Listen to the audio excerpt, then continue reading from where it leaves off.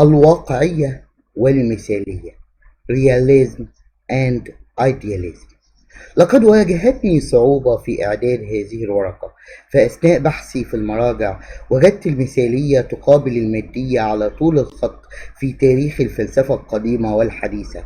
أما الواقعية فترتبط بعدد محدود من الفلاسفة الذين اهتموا بنظرية المعرفة على وجه الخصوص، وبالتحديد هم مور وراسل وسمويل ألكسندر الإنجليزي وويليام جيمس الأمريكي. وبالطبع تختلف المادية على الواقعية اختلافات عديدة، فالمادية ترتبط في الذهن بمجرد ذكرها بالمادية الجدلية عند ماركس، والفلاسفة الواقعيين سابقي الذكر بريئين من هذه المادية الماركسية.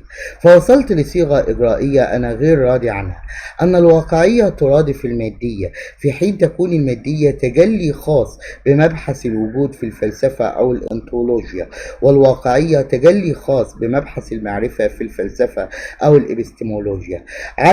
علي أكون بذلك قد أصبت، وإن أخطأت فأرجو أن تلتمسوا لي العذر، فما زلت صغيرا في عالم الفلسفة.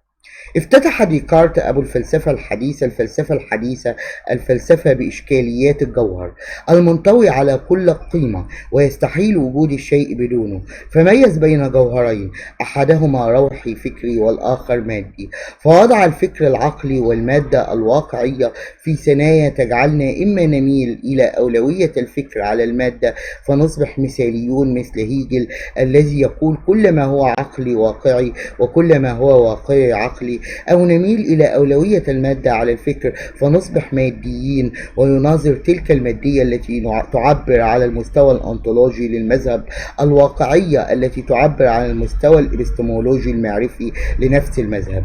فالمثالية لا تعترف إلا بوجود جوهر روحي فكري، في حين تنكر وجود العالم المادي الخارجي إذا كانت ذاتية أو تعترف بوجوده، ولكنها تشتق اشتقاقا من العالم الفكري الروحي إذا كانت موضوعية.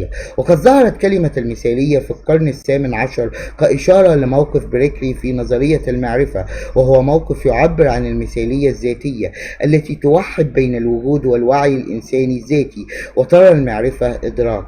الموقف الواقعي يتمثل في القول بأن للموضوعات المادية وجودا خارجيا سواء خبرنا هذا الوجود أو لم نخبره، بينما الموقف المثالي يتمثل في القول بأن الموضوعات المادية والوقائع الخارجية لا توجد مستقلة عن معرفتنا أو شعورنا بها. والواقعية تقابل الإسمية في العصور الوسطى، حيث ادعت الإسمية أن للكليات وجودا واقعيا موضوعيا، والواقعية تناقض الظاهرية التي ترى أنه لا يوجد شيء غير الذي نعيه وندركه. سادت المثالية في الفكر الأوروبي في أواخر القرن التاسع عشر، لكن مع بداية القرن العشرين ظهرت ردود فعل واقعية عنيفة في بريطانيا على يد مور وراسل وسمويل ألكسندر، وفي أمريكا ويليام جيمس والواقعيين الجدد والنقديين.